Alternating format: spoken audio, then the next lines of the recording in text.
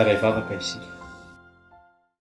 Sotranao izay ry Andriamanitra ray, rainay amin'ny alalan'i Jesosy Kristy, rainay manome ny fanahy masina, raha mbola mahatratra izao alahady fa 13 volana Mey 2024 izao izahay, andro Pantekosta, ary andraisan'ny Estekeny Riampio ny anjarany amin'ny antsa Pantekosta ihany koa.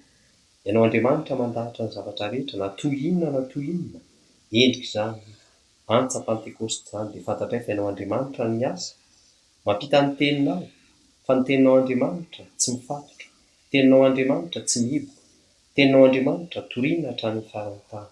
Fifalianao anay mandray anjara ao anatin'izany izay ao amin'ny Estekeny Riampio. Dia manatrehanay ry Andriamanitra io, ianao Jesosy Kristy tomponay mandrava ny asan'ny diavolo sy ny asan'ny maizina, tsy manakaiza tsy manakaefana aminay, fa valy efa resy ireny, ary ianao fanahy masina miasa aminay, azonay mandray ny teninao Andriamanitra, mandray ny afatrao Andriamanitra, ary azonay mitombo amin'ny fahafantarana anao izany, mitombo amin'ny firaisam-piainana aminao, mitombo amin'ny fanoratena ho amin'ny asa fanompoana, ary mitombo amin'izay joroanay amin'ny maha-kristianina anay koa eo anivon'izao tontolo izao. Dia ianao Jesosy no anjaka aminay, ary ianao fanahy masina ny asa, azonay mandray sy miaina ny afatrao Andriamanitra. Tenena Jesosy, miaina anao izay mpanomponao, ary ho voninahitro Andriamanitra, Ray, Zanaka ary fanahy masina rery ihany, izao antsa Pantekosta tanterahan'ny Estekeny Riampio izao. Misaotra ry Andriamanitra io, amin'ny anaranao Jesosy Kristy Manankely-Avany Nazareta no angatahana izany vavaka izany. Amen. Iroso amin'ny vaky teny tsika ry havana amin'izao antsa Pantekosta 2024 izao. Ten'Andriamanitra izay nalaina hoentintsika miaina amin'ity antsa Pantekosta ity dia izay voasoratra ao anatin'ny perikopa ihany, ao amin'ny epistily voalohany soratan'i Paoly ho an'ny Koritianina. Koritianina voalohany, toko 2, andiny voalohany ka hatramin'ny 15. Koritianina voalohany, toko 2, andiny voalohany ka hatramin'ny 15, mivaky toy izao amin'ny anaran'i Jesosy. Ary izao koa ry rahalahy, raha tonga tany aminareo dia tsy tonga tamin'ny teny sy fahendrena marevaka, raha nitoro taminareo ny zava-miafina izay an'Andriamanitra, fa niny tsy hahafantatra zavatra hafa teo aminareo afa-tsy Jesosy Kristy, indrindra fa izy voaomby tamin'ny hazo fijaliana. Ary izao raha tany aminareo dia azo ny fahalemena sy ny fahatahorana ary ny fangovitana be, ary ny teniko sy ny toroteniko dia tsy tamin'ny teny fahendrena mahataona, fa tamin'ny fanehoan'ny fanahy sy ny hery, mba tsy horenan'ny finoanareo amin'ny fahendren'olona, fa amin'ny herin'Andriamanitra ihany. Ray Masino manamasinana anay amin'ny fahamarinana, ny teninao ny fahamarinana. Amen. Miarabantsika rehetra izay mandray izao antsa Pantekosta entin'ny Estekeny Riampio amin'ny alalan'ny fitaovan-tserasera samihafa izao. Tsaorina an'Andriamanitra ny fananana itony fitaovana itony, azona mampita ny tenin'Andriamanitra. Raha mijery ny lohahevitra amin'ny volana Mey ho an'ny Fiangonana Efijekena, izany dia mitondra ny lohateny hoe mampiorina ny miny herin'ny fanahy masina. Mampiorina ny miny herin'ny fanahy masina. Midika ny teny hoe mampiorina dia manome hery ho enti-mijoro, izay no andraisantsika azy. Manome hery ho enti-mijoro. Ary raha mitenitsika amin'ny hoe herin'ny fanahy masina ho miny, ny zavatra tsaroantsika amin'izao andro Pentekosta izao dia ny nilatsahan'ny fanahy masina tamin'ny apôstôly, ary nahatonga azy ireo mijoro valim-ben'i Jesosy tamin'ny toriteny nataon'i Petera. Ny tenin'i Jesosy farany mantsy tamin'ny izy teo amin'ny mpianatra talohan'ny niakarany tany an-danitra dia toy izao hoe: fa azo hery ianareo amin'ny ilatsahan'ny fanahy masina aminareo, ary vavimbeloko an'i Jerosalema sy eran'ny Jodia sy Samaria ary hatramin'ny faran'ny tany. Asan'ny apôstôly, toko 2, andininy 19. Koa an'ny toritenin'i Petera tamin'io andro Pentekosta io dia nivokany olona 3,000 be izao no niova ho kristianina tamin'io andro io. Ary izany dia asan'ny fanahy masina. Azany asan'ny fanahy masina izany indrindra no jerentsika amin'izao vaky teny menantsika androany izao, ny amin'ny toriteny sy ny akony ary ny asan'ny fanamasina mampamokatra izany. Raha jerentsika toe zava-misy amin'izao vakiteny menantsika androany izao dia milaza indrindra momba ny Paoly izay tonga ny toriteny tamin'ireo kristianina tany Korinto ary milaza ny amin'ny tanjona ankendreny amin'izany dia ny fampiorenana ny finoan'ireo kristianina tany Korinto ireo. Izany hoe ny votoatin'ny vakiteny amin'izao Korintianina voalohany toko faharoa andiny voalohany ka hatramin'ny fahadimy izao dia momba ny toriteny sy ny akony amin'ny finoana. Ny toriteny sy ny akony amin'ny finoana. Zava-dehibe ho antsika kristianina ry havana ny finoana. Voalohany, hiankina ny famonjena ny finoana. Jesosy dia milaza an'izany amin'ny teny manao hoe izay mino sy atao batisa no vonjena fa izay tsy mety mino no heloina. Faharoa, hiankina ny fiarovana ny aina koa ny finoana. Ny tenin'ny Paoly apôstôly haintsika tsara dia manao hoe amin'ny anaran'i Jesosy tany ny finoana ho ampinga izay azonareo hamono ny zana-tsipika amin'ny rehetra rehetra izay alefan'ilay ratsy. Efesianina toko 4:1-5. Izany hoe ampinga azona mandresy ny fiadiana izay entin'ilay ratsy, ilay fahavalo lehibe indrindra andresy atsika nefa tsy maharesy atsika izy noho ny amin'ny ampinga dia ny finoana omen'Andriamanitra antsika. Arak'izany dia tena ilayntsika ny mahafantatra ny amin'ny hoe toriteny makany amin'ny finoana. Miainga amin'ny toriteny tonga ny finoana dia misy teny izay ilazan'ny Paoly an'izany indrindra ao amin'ny Romanina toko 10:17 manao hoe amin'ny anaran'i Jesosy koa ny finoana dia avy amin'ny toriteny ary ny toriteny kosa avy amin'ny tenin'i Kristy. Raha adikatsika izany avy amin'ny Baiboly, adika amin'ny teny anglisy New International Version dia izao ny filazany azy amin'ny anaran'i Jesosy koa ny finoana dia avy amin'ny fandrenesana ny hafatra ary ny hafatra dia avy amin'ny tenin'i Kristy. Ny zotra lazaintsika teo aloha teo izany dia manao hoe tenin'i Kristy no toriana. Misy hafatra re ao anatin'izany, io hafatra re io no mitondra ny finoana. Tenin'i Kristy, hafatra re, finoana. Zay ny zotra izay entina amin'izao hoe tenin'i Kristy makany amin'ny finoana izao. Toriteny makany amin'ny finoana. Arak'izany ry havana, zava-dehibe ny toriteny satria amelohana ny finoana izy. Ary ny tanjona amin'izao vakiteny omenantsika androany izao dia ny fanitsiana ny fitoriana atao mba nomezana hafatra ampiorina ny finoana ao amin'Andriamanitra amin'ny alalan'ny fandiniana ny Paoly sy ny fitoriana ataony amin'ireo kristianina tany Korinto. Raha mijery zava-misy iainantsika amin'izao fotoana izao mantsy isika hoe misy an'ity valanaretina Covid-19 ity dia misy an'izao hoe tampody na vague, deuxième vague ny filazantsika azy. Misy an'ireo karazany maro ilay aretina antsointsika hoe variant dia ao ny tena isiny tebotebo sy ny ahiahy hoe ho sarotra ty raharaha ty, ho ela vao resy ty aretina ity. Any ka maro amin'ny kristianina, maro amin'ny mitondra fiangonana no voasarika amin'ny fanaovana sy fitadiavana toriteny ny amin'ny fanasitranana ara-nofo izay mandalo ihany ka manadiny momba ny fanahy izay aharitra mandrakizay. Ary arak'izany maro ny manararaotra izany amin'ireny karazam-piangonana ireny mba hisarihana olona maro hanaraka azy fa tsy hanaraka an'i Jesosy. Tena ilaintsika izao loha hevitra hoe mampiorina ny mino ny herin'ny fanahy masina sy izao vakiteny milaza indrindra momba ny toriteny sy ny fampiorenana finoana izao. Na ho an'ny kristianina izany, na ho an'ny sampana sy fikambanana, na ho an'ny fiangonana. Izany hoe izay lazain'ny Paoly amin'izao toriteny ao anatin'ny vakiteny izao dia ny atao hoe fitoriana misy fefy. Jereo tsara fa vakiteny misy 5 fotsiny no omenantsika nefa tena mahafaoka ny amin'ny atao hoe toriteny mampiorina finoana.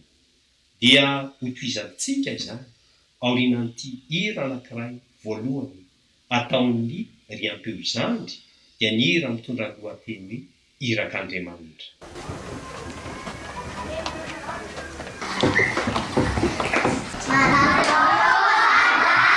Ahoana daholo rakizy afaka mipetraka nareo.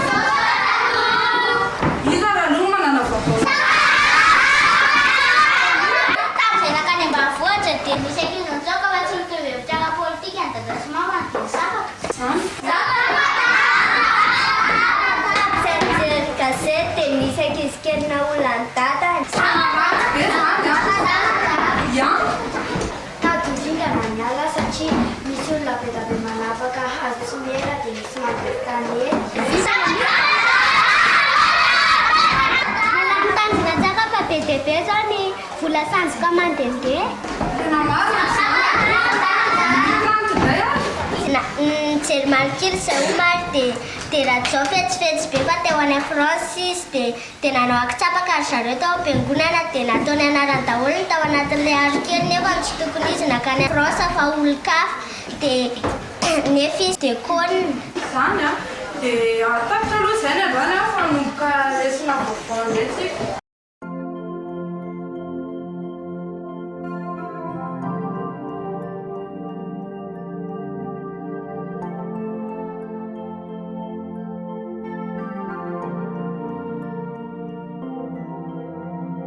Mas inizao tontolo izao fahalovana manjaka Jebaky ny arena zezena ny fitondrantena mahonena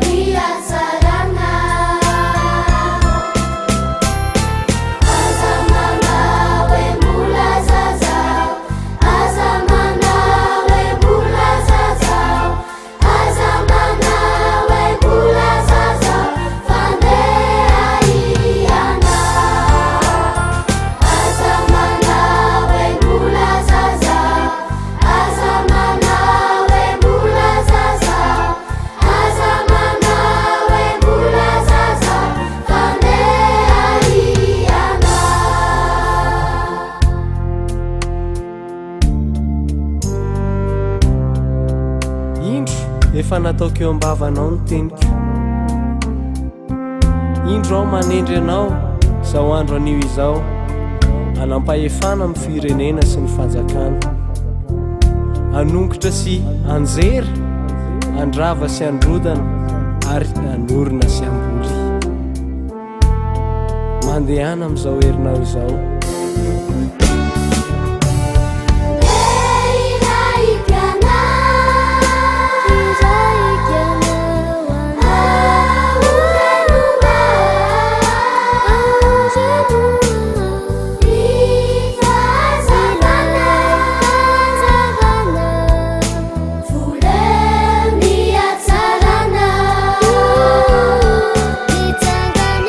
Azamana we mula zaza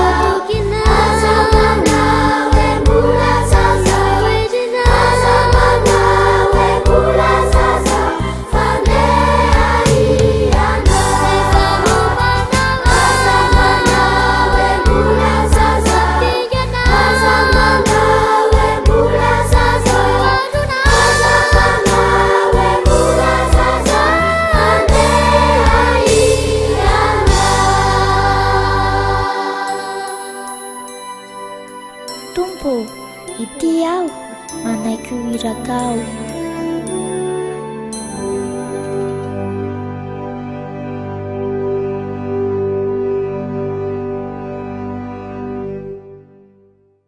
Ndao raisitsika tsirairay avy ary izao ny andininy tsirairay avy amin'ny ity vakiteny anjarantsika ity dia ny ao amin'ny Koritiana voalohany toko faharoa andiny voalohany ka hatramin'ny fahadimy. Ao amin'ny andiny voalohany dia hoy Paoly amin'ny anaran'i Jesosy: ary izao koa rahalahy, raha tonga tany aminareo dia tsy tonga tamin'ny teny sy fahendrena marevaka raha nitory taminareo ny zava-miafina izay an'Andriamanitra. Ity ny olazaina amin'izany dia ny momba ny atao hoe ny fomba fitory, ny fomba fitoriana teny. Lazainy eo hoe tsy amin'ny teny sy fahendrena marevaka, zany hoe tsy lahateny marevaka na fahendrena mampitolagaga, zany no ilazany dikateny diemazy, tsy amin'ny zavatra mamirapiratra mahajemby, tsy amin'ny fampisehoana famboniana ara-pahalalana na ara-pahendrena, tsy amin'ny fahaizana mandahateny, fa zavatra tsotra sy mahitsy. Azadino ry havana fa i Paoly dia fariseo, ary amin'ny mahafariseo mianatra ny momban'ny soratra masina azy, afaka nampiseho tsara ny ahavon'ny fahalalana sy ny fahaiza-mandahatra nananana izy, fa tsy manao an'izany izy amin'ny toriteny. Voalazany eto fa milaza ny zava-miafina izay an'Andriamanitra izy. Zany hoe ny ataony dia fanalana sarona ny fahamarinana miafina ny amin'Andriamanitra, ary izay ihany. Fanehoana zany no ataony. Ary ny sary tsotra indrindra milaza izany dia ny mamao voankazo manala ny hodiny ary manome azy ho an'ny mpihinana. Mamao voankazo manala ny hodiny ary manome azy ho an'ny mpihinana. Zany hoe ny ataon'ny Paoly amin'ny toriteniny dia maneho ny fahamarinan'ny tenin'Andriamanitra, maneho ny asan'Andriamanitra. Eto ary dia misy fomba fitory anankiroa mifanohitra izay ambaran'ireo mpandinika soratra masina. Ny voalohany dia ny fitoriana mahakasika ny fihetsem-po, atao hoe emotional ministry, izay mampiala voly fotsiny ihany, manaitaitra fotsiny ihany, fa tsy mampanao hetsika. Ankilan'izany dia misy ny atao hoe fitoriana mahakasika ny fanahy, spiritual ministry, izay manohina ny fo sy ny feon'ny fieritreretana ilay toriteny ka mitarika ho amin'ny hetsika. Zay ny andininy voalohany. Raha jerentsika indray ny andininy faharoa dia toy izao zany amin'ny anaran'i Jesosy: fa niny tsy ahafantatra zavatra hafa teo aminareo afa-tsy Jesosy Kristy indrindra fa izy voaombo tamin'ny hazo fijaliana. Io indray dia milaza ny atao hoe ny ivon'ny toriteny, ny ivon'ny toriteny. Ary amin'ny teny Paoly eto manao hoe niny tsy ahafantatra zavatra hafa teo aminareo dia milaza indrindra zany ny amin'ny safidiny manokana, ny fahandresen-dahatra manokana ho azy. Ary amin'ny teny izy hoe afa-tsy dia milaza indrindra zany vala famaritana. Raha amin'ny teny izy hoe niny tsy ahafantatra zavatra hafa teo aminareo afa-tsy Jesosy Kristy, zany hoe ny toriteny rehetra dia tsy tokony ilaza afa-tsy ny amin'ny Jesosy Kristy irery ihany, fa tsy olona na zavatra hafa, dia Jesosy ilay mpamonjy. Ary amin'ny teny izy manao hoe indrindra fa izy voaombo tamin'ny hazo fijaliana dia milaza indrindra ny Jesosy sy ny asany dia ny asa-pamonjena nataony. Azadino ry havana fa ny hazo fijaliana dia manambara ota, fanameloana, ozina ary fahafatesana, ary izany dia anjaran'ny olombelona rehetra tsy ao amin'Andriamanitra na ny ala tao amin'Andriamanitra. Nefa koa ny hazo fijaliana dia mitondra famonjena ho an'izay rehetra manaiky fa Jesosy no mitondra ny otany, ny fanameloany, ny oziny, ny fahafatesana tokony ho anjarany. Zany hoe manambara tsotra ny fahafatesana sy ny fiainana ny hazo fijaliana. Jesosy sy ny asa-pamonjena natao, io foto-kevitry ny filazantsara iray manontolo arak'izay voalaza ao amin'ny Jaona toko 7:1-12 manao hoe amin'ny anaran'i Jesosy: fa toy izao nitiavan'Andriamanitra izao tontolo izao, nomeny ny zanany lahy tokana mba tsy very izay rehetra mino azy fa anana fiaina mandrakizay. Izany ihany no tokony hotoriana satria izany mahatonga ny olona hevitra ny tenany hoe aiza ho aiza ny misy azy, verive izy sa vaovonjy izy, ary iza no monjy azy, ary mampandiny tenina azy zany eo anatrehan'ny azo fijaliana hoe manana anjara amy azo fijaliana ho fahafatesana ve izy sa manana anjara amy azo fijaliana ho fiainana. Ary zany indrindra no amin'ny tinan'ny Paoly anio ivony toriteny io amin'ny teniny ao amin'ny Koritianina voalohany toko voalohany andininy 7 manao hoe amin'ny anaran'i Jesosy fa ny teniny amy azo fijaliana dia fahadalana amin'izay ho very fa herin'Andriamanitra kosa amintsika izay hovonjena. Alohan'ny hanoisantsika azy indray, ndao hieritreritra amin'ity hira anankiray ity, hiran'ny firon'ny Monsieur Williams izy ity, dia hira mitondra ny lohateny teny mamy.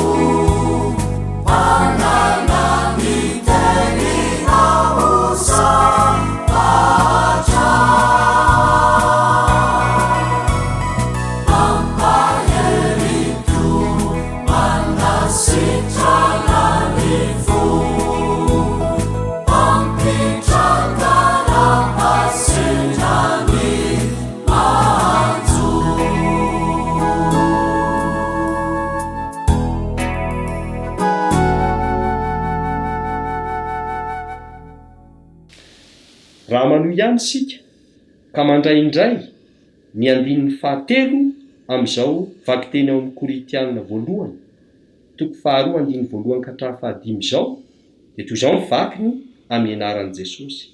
Ary izao raha tany aminareo dia azo ny fahalemena sy ny fahatahorana ary ny fangovitana be.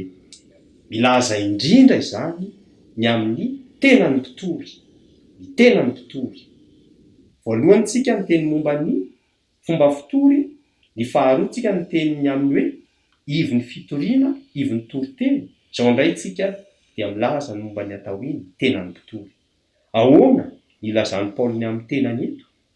Lazainy fa olona malemy, olona misy tahotra, olona mangovotra.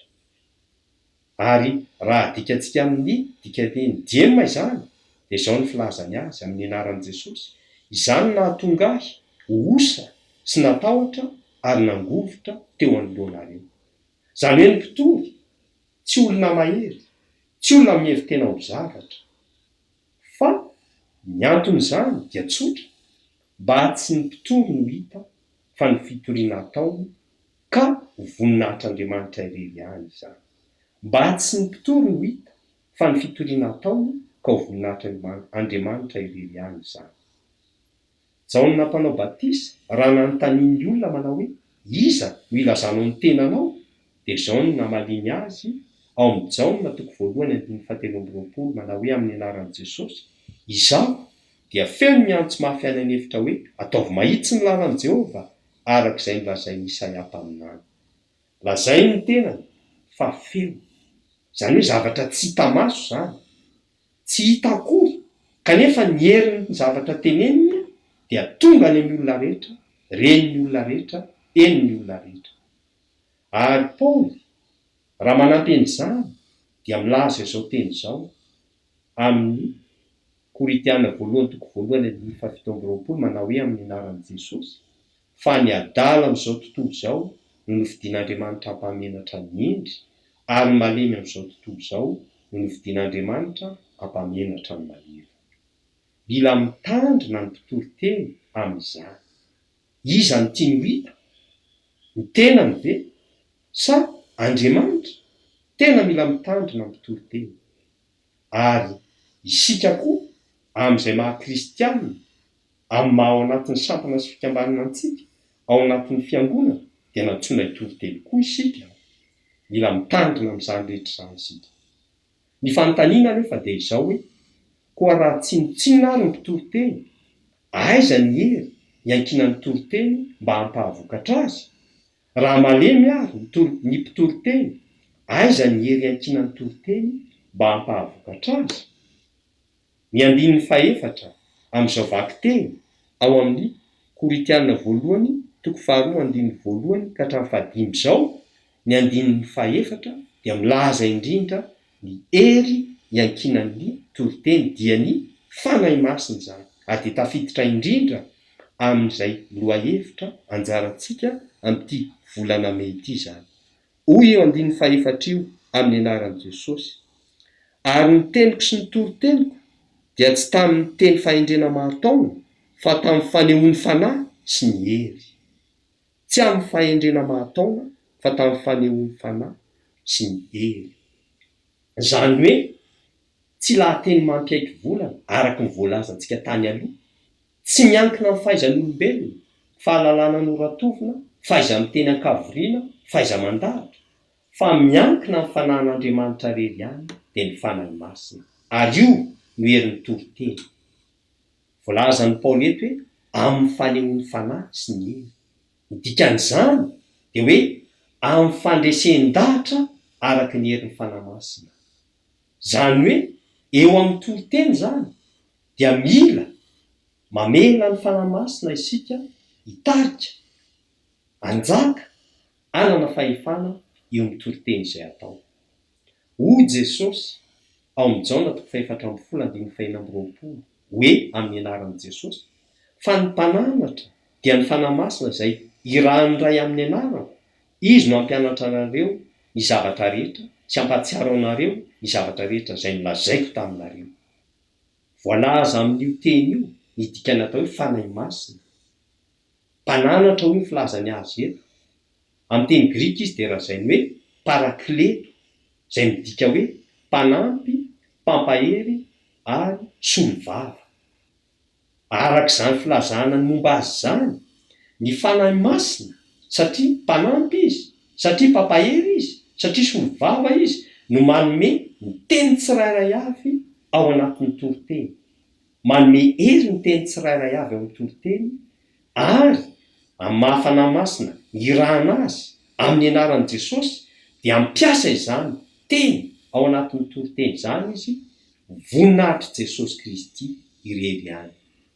Hoy ihany Jesosy raha mikasika ny fanahy masina ao amin'ny Jaona 5:20 amin'ny anaran'i Jesosy. Izy mantsy ny fanahy masina, izy no vavolombelona anambara ahy. Azadino ry havana, ny vavolombelona marina dia tsy azo lavina ny fanambarana, manan-kely ny fanambarana, ary izay le dikan'ireo hoe mandresy lahatra. Raha eo amin'ny fitsarana ny vavolombelona dia tena manana ny toerany tokoa mba ahatonga fanameloana na fanafahana ho an'ny olona anankiray. Ary satria ny fanahy masina voalaza teo hoe miasa amin'ny mahavavolombelona azy dia mampitodika antsika izany amin'ny Jesosy ilay mpamonjy antsika, amin'ny Jesosy ilay mpanavitra antsika, amin'ny Jesosy ilay mpanome fiainana ho antsika. Jereo tsara ry havana, maro ny fiangonana no resy ary maty mihitsy aza satria tsy manaiky asan'ny fanahy masina amin'ny fitoriana teny sy ny fampianarana ataony. Rehefa tsy ny fanahy masina no miasa ao dia fanahy hafa izany manjaka ao, ary mahatonga fahafatesana ho an'ny fiangonana izany. Jereo tsara ny fiangonana mitory filazantsara nefa manaiky zavatra hafa, ohatra hoe manaiky ny atao hoe homosexualité, izany hoe fanambadiana mitovy fananahana, dia jereo ny zavatra mitranga manaraka ny fanao izao tontolo izao izy amin'izany fanekena ny homosexualité izany. Fa mirorotra ve ny olona miditra ao anatin'ireny fiangonana ireny satria manaraka ny zavatra ataony ny fiangonana? Tsia, tsy miditra ao izy. Vao maika azy, ilaozan'ny olona ny fiangonana ary maty ny fiangonana. Izany mitranga any amin'ireny firenena maro mandroso ireny. Satria manaraka ny fanao izao tontolo izao, ny olona tsy hiditra any fiangonana intsony, aleo mijanona ny ivelany, any izy afaka manao izao tontolo izao, tsaratsara kokoa raha izany ilazana azy mihoatra ny any amin'ny fiangonana. Beteza ho tarihin'ny fanahy masina mandrakariva amin'ny toriteny atao, amin'ny fampianarana soratra masina atao. Misy zavatra kendrena ao anatin'izany dia hoy Paoly ao amin'ny Efesiana 3:15-20 manao hoe amin'ny anaran'i Jesosy mba ahaizanareo mba amin'ny olona masina rehetra ny ahafantatra tsara izay sakany sy lavany ary ahavony sy alaviny, ary ahalala ny fitiavan'i Kristy izay mihoatra ny fahalalana mba hamenona anareo ho amin'ny fahafenon'Andriamanitra rehetra. Izany no tanjona ho amin'ny toriteny amin'ny herin'ny fanahy masina, fahafenona ho an'ny olona dia ny olon'Andriamanitra izany. Andeha hiato kely tsika mba handray an'ity hira manaraka ity indray. Hira mitondra ny lohateny hoe ry tompo mahavonjy io.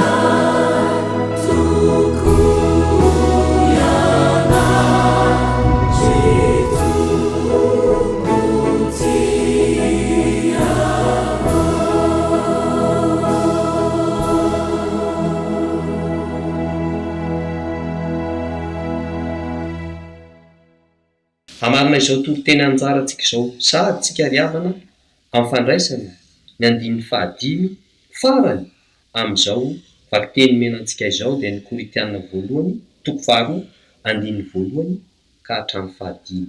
Indrindra izany andin'ny fahadimy izany amin'ny anaran'i Jesosy mba tsy horenan'ny finoanareo amin'ny fahendren'olona fa amin'ny herin'Andriamanitra ihany.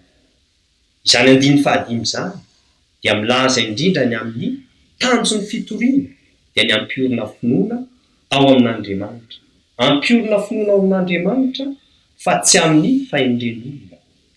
Raha finoana miorina amin'ny fahendren'olona mantsy tsy hitondra finoana maharitra izany fa tsy maintsy ampivily amin'ny lalana diso hitondra fahaverezana. Satria ny finoana mifahatra amin'ny maha-olona dia tsy mamokatra afa-tsy ny momba ny maha-olona ihany dia ny nofy sy ny filàna. Ary arak'izany tsy haritra fa ho levona izany finoana izany satria ny nofo tsy haritra, ny nofo ho levona. Ary hitantsika izany amin'izao zavatra mitranga manodidina antsika izao dia ny fahafatesana maro vokatry ity valanaretina Covid-19 ity. Maro anefa ny mpitondry no azon'izany fiviliana izany ary tena mampalahelo indrindra ny amin'izay rehetra atao ho amin'ny momba ny nofo ihany no atao zava-dehibe.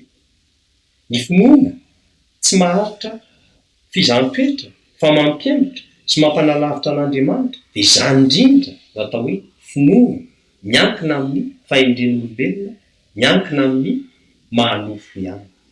Hoy indrindra i Paoly raha mananatra ny Timoty zamany izy ao amin'ny Timoty voalohany toko voalohany andin'ny fahasivy manao hoe amin'ny anaran'i Jesosy izany didy izany nomeko anao Timoty zanaka araka ireo faminaniana natao fahiny ny aminao ireo mba hoentinao miady tsara ireo amitananao ny finoana sy ny fieritreretana tsara izay fanariany sasany ka toy ny olona vaky sambo izy ny amin'ny finoana. Izay ny amin'ny atao hoe finoana miorina amin'ny fahendren'olombelona. Fa raha finoana miorina amin'ny herin'Andriamanitra kosa, io ihany no azo antoka fa tena miaro ny aina. Andriamanitra mantsy ny tompony hery sy ny fahefana rehetra any an-danitra sy ety an-tany. Izy Andriamanitra no hany sa nanome ny zanan'ilay tokana ho famonjena antsika. Izy koa no manome ny fanahy masina hitari-dalana antsika. Ny finoana miorina aminy dia finoana mandresy ny sarotra rehetra, finoana mitondra fanantenana, finoana mampitoetra amin'ny famonjena sy ny fiainana mandrakizay satria izany fiainana mandrakizay izany ihany ny zava-dehibe indrindra amin'ny fiainan'ny kristianina na dia levona aza ny mahanofo azy. Ho antsika ry havana, ny mino isika izany izay nandray ny fanahy masina dia natao vavolombelona hatrany amin'ny faran'ny tany. Arak'izany natao hiteny sy hitoroteny isika. Ho angatao mandrakariva amin'ny fanahy masina hampianatra antsika mba hifahatra ao amin'i Jesosy Kristy sy ny famonjeny, ny finoantsika sy ny toroteny ataontsika. Aza miankina amin'ny fahendrena sy ny fahazana ary ny fahalalan'olombelona. Satria izao andro misy aretina tsy fantatra hoe mankaiza sy mankaiza izao dia andro mahavery hevitra ny maro, mora mampivily ka mila miorina tsara isika ao anatin'ny finoana maha-kristianina antsika. Mba ho raisintsika ho antsika ny tenin'ny Paoly apôstôly ho an'ny kristianina tany Efesosy manao hoe amin'ny anaran'i Jesosy mba tsy ho zaza intsony isika ka ilangilana sy ampitambon'olona ny rivotry ny fampianarana samihafa rehetra amin'ny saim-petsy ataon'ny olona sy ny fiendrena hahatanteraky ny hevitry ny famitahana fa mba hanaraka ny marina ny fitiavana ka hitombo amin'ny zavatra rehetra ho amin'izay loha dia Kristy. Efesianina 4:7-10 sy 10. Aoka hiaina amin'ny finoana isika ry havana ary aoka ny finoantsika aza hontsika hery ao amin'ny fanahy masina ary ao amin'ny fanahy masina rery ihany ka mpiorina antsika ao amin'i Jesosy. Ka na inona mitranga dia mba ho fantatsika fa Jesosy no manome fiainana ho antsika, mampahery antsika amin'ny fanahy masina. Ho an'Andriamanitra rery ihany ny voninahitra. Ho famaranana izao toroteny amin'ny antsa-pantekôsta izao dia ny hira noforonin'ny rakotana nahazo Jean Paul mitondra ny lohateny fahasambarana mandrakizay.